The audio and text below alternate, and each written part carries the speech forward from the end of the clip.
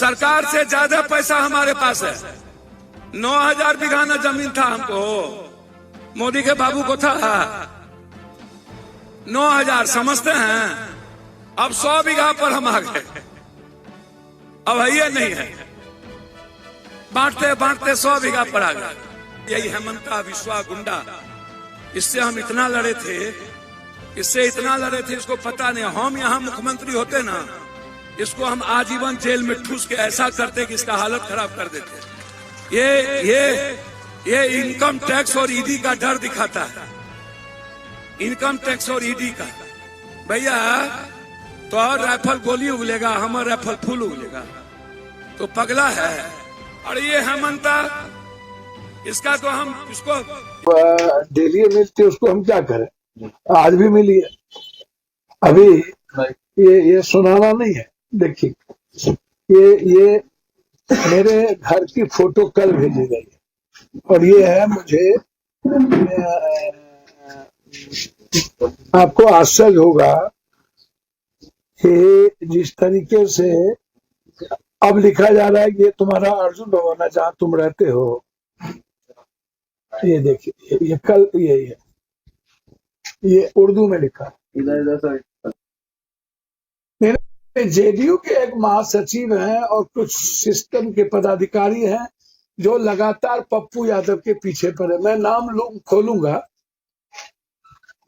खोलूंगा भी, और नहीं रैकी नहीं कर रहे हैं वो लोग, नहीं चाहते हैं मेरी ये लोग की सुरक्षा पप्पू यादव को या पप्पू यादव के परिवार की सुरक्षा हो। वो लगातार पूर्णिया के पॉलिटिक्स में इंटरेस्टेड लेते हैं।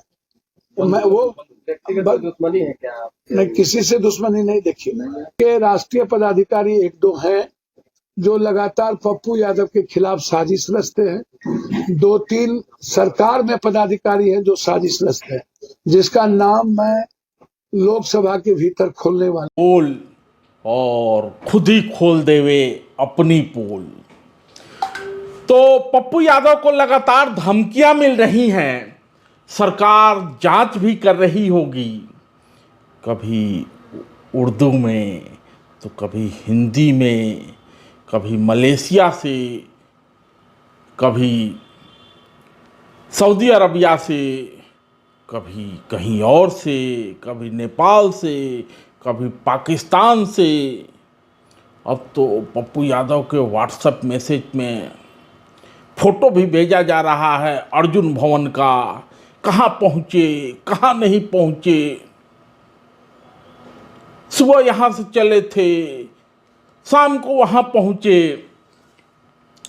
बावजूद इसके 18-19 धमकी मिल गया पप्पू यादव को, बावजूद इसके चाहे केंद्र की सरकार हो चाहे राज्य की सरकार हो,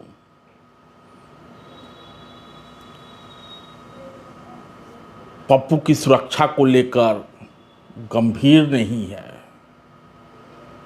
कोई कान ही नहीं दे रहा है पप्पू की बात पर, भरोसा ही नहीं कर रहा है कि बाहुबली पप्पू यादव को भी धमकी मिल सकती है। सुरक्षा तो पहले से ही है पप्पू के पास, सुरक्षा बढ़ाने का मामला है, लेकिन कोई भरोसा नहीं कर रहा है। यहां तक कि जनता भी भरोसा नहीं कर रही है कि पप्पू यादव को भी कोई धमका सकता है। सब लोग यही मान के चल रहे हैं कि झारखंड और महाराष्ट्र में चुनाव था, पप्पू स्यापा कूट रहा होगा। और दूसरी तरफ पप्पू यादव पूरे झारखंड विधानसभा चुनाव में आरोप लगाते रहे, उनकी जान को खतरा, उनकी सुरक्षा बढ़ाओ। फिर कहते हम किसी से डरने वाले नहीं हैं, मारना है तो मार दो, परिवार के प्रति मत जाना। फिर नेपाल से एक फोन आया था, उसमें पूछने लगे कहाँ है तू। माने इन सब चीज के लिए जो कि उनकी बातों को लोग गंभीरता से नहीं ले रहे हैं, उन सब के लिए, क्योंकि बकबक करोगे तो कौन सुनेगा। सांसद हो, कोई भी बात गंभीरता से कहोगे, उसका उचित प्लेटफॉर्म है तो लोग सुनते हैं। धमकियां मिली होंगी तो पप्पू यादव ने संबंधित अधिकारी को भेजा ही है, सरकार विचार कर भी रही होगी। लेकिन इन सब के लिए पप्पू यादव का बरबोलापन ही दोषी है। कब पप्पू बाहुबली बन जाते हैं, कब गुंडाई दिखाने लगते हैं, कब रोने लगते हैं, कब भोकार पारने लगते हैं, कब दूसरे प्रदेश के मुख्यमंत्री को गुंडा बताने लगते हैं, कब कहने लगते हैं तुम्हारी राइफल से गोली निकलेगा तो हमारी राइफल से फूल निकलेगा, ये पप्पू ही जानते हैं। लेकिन जब आदमी ज्यादा बोलता है तो बरबोले का पोल भी खुल जाता है। दरअसल मुंबई में बाबा सिद्दीकी की हत्या होती है और पप्पू यादव आ बैल मुझे मार की तर्ज पर कूद पड़ते हैं। 2 टके का गुंडा 24 घंटे में गैंग समाप्त कर दूंगा, ध्वस्त करने लगते हैं।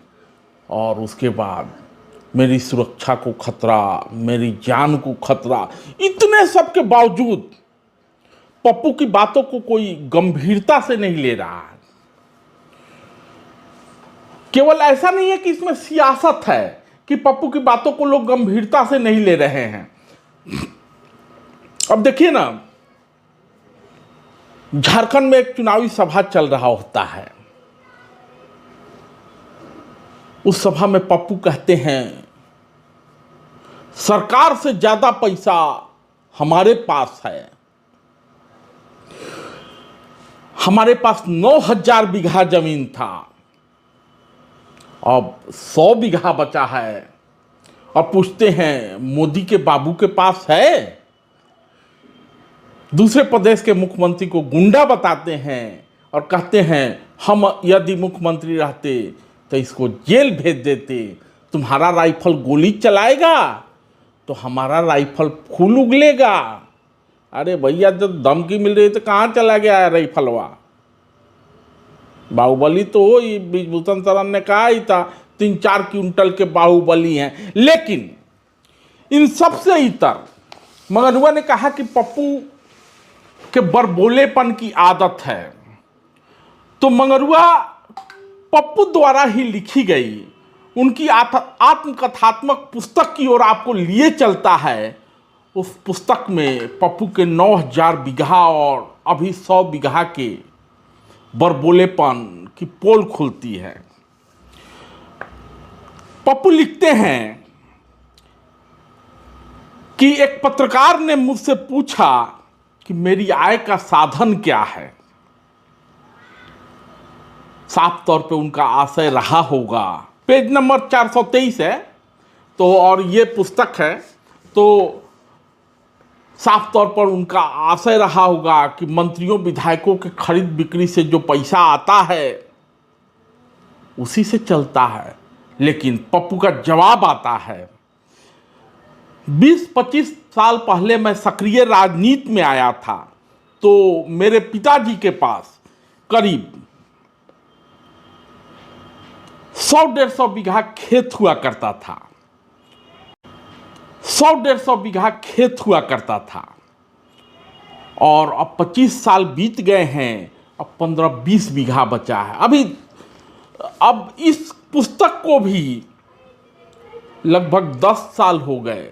2013 में ये पुस्तक आया था तो पप्पू तो अब जमीन बेचते बेचते बेघर हो गया होगा, कुछ बचा ही नहीं होगा, क्योंकि बहुत दानी है तो सब बांट दिया होगा। लेकिन अभी कुछ ही दिन पहले झारखंड विधानसभा चुनाव के दौरान पप्पू मंच से कहते हैं मेरे बाबू के पास 9,000 बीघा जमीन था, अब भी 100 बीघा बचा है। तो या तो अपनी पुस्तक में, चूंकि राजेंद्र यादव ने इसकी भूमिका लिखी है, नामवर सिंह ने पुस्तक विमोचन में आए थे और नामवर सिंह ने इसे द्रोह काल का पथिक नहीं कहा था कि इसका नाम विद्रोह काल का पथिक होना चाहिए। तो या तो ये पुस्तक झूठ का पुलिंदा है या तो पप्पू अब झूठ बोल रहा है। और जब आदमी आदतन जब झूठ बोलने लगता है, कभी कुछ कहेगा कभी कुछ कहेगा, तो ऐसे लोगों को शेख चिल्ली कहा जाता है। और पप्पू बड़बोलापन के उस्ताद हैं, इसीलिए उनको मिल रही धमकियों पर, कथित तौर पर मिल रही धमकियों पर न तो केंद्र सरकार कान दे रही है और ना ही राज्य सरकार। हालांकि सरकार की जिम्मेवारी है, सरकार अपनी जिम्मेवारी निभा रही होगी, जांच कर रही होगी कि वास्तव में धमकी सही है नहीं है। जो पकड़े गए हैं उनमें तो कोई बहन के मोबाइल से फ़ोन कर रहा है, तो कोई मास्टर कुरियर कर दे रहा है। तो अगर वास्तव में पप्पू को धमकी मिल रही होगी, वर्तमान में पप्पू के पास सुरक्षा है और सुरक्षा में इजाफा अगर सरकार को लगता होगा कि करना चाहिए तो सरकार जरूर करेगी। लेकिन इसके बावजूद यदि वास्तव में पप्पू को धमकी मिल रही है, आम जन के सुरक्षा के प्रति भी सरकार को सजग होना चाहिए। और पप्पू तो चुने हुए सांसद है। अब आज आए थे प्रेस कॉन्फ्रेंस करने और पप्पू ने कहा कि जदयू के महासचिव, जो कि पूर्णिया के राजनीति में भी इंटरेस्ट रखते हैं, और जब नाम पूछा जाता है तो कहते हैं कि लोकसभा में खोलेंगे। माने पप्पू सियासी आदमी है। झारखंड विधानसभा के पहले स्यापा कूटा था, उनकी जान को धमकी। अभी आगे सत्र शुरू होने वाला है तो पप्पू को वहाँ भी तो स्यापा कूटना ही है। धन्यवाद।